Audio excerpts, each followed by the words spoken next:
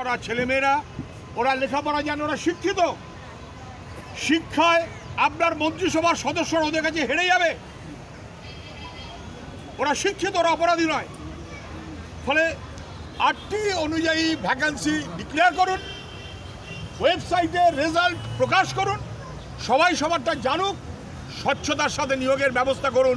আমাদের ছেলেমেয়েদের বিরুদ্ধে যুদ্ধ ঘোষণা করবেন না, এই কথাটাই আমি যেমন মুখ্যমন্ত্রীকে বলেছি, তার সঙ্গে কথা বলার চেষ্টা করছি।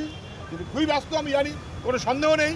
আমি তার কাছে আবেদন করব, আপনি রাজ্যের মুখ্যমন্ত্রী, আপনি আমাদের সবার মুখ্যমন্ত্রী, এদেরও মুখ্যমন্ত্রী, আপনি প্রয়োজনীয় হস্তক্ষেপ করুন। আপনার গোটা রাজ্যের শিক্ষা ব্যবস্থার বেহাল চেহারা, আপনি হস্তক্ষেপ করুন। অন্তত এই যোগ্যতা সম্পন্ন প্যানেলভুক্ত ছেলেমেয়েরা এরা আর যেন বিপদে না পড়ে, তার বন্দোবস্ত করুন। এই কথাটা আমি মুখ্যমন্ত্রীকে যেমন জানিয়েছি, আমি এদের সঙ্গে দেখা করে গেলাম। এদের আন্দোলনের প্রতি আমাদের সহানুভূতি থাকবে। এরা এদের মতো করে আন্দোলন করছে, এরাই সিদ্ধান্ত নেবে। কিন্তু এদের বলেছি যে সবটা বুঝে সুঝে আপনারা।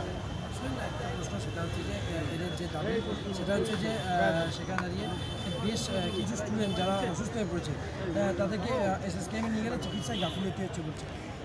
এটা একটা আপনি মনে রাখবেন, চিটফান্ডের প্রসঙ্গ বিধানসভায় তুলে দুজন এমএলএ আহত হয়েছিলেন, গৌরাঙ্গ চ্যাটার্জি এবং দেবলীনা হেমব্রম।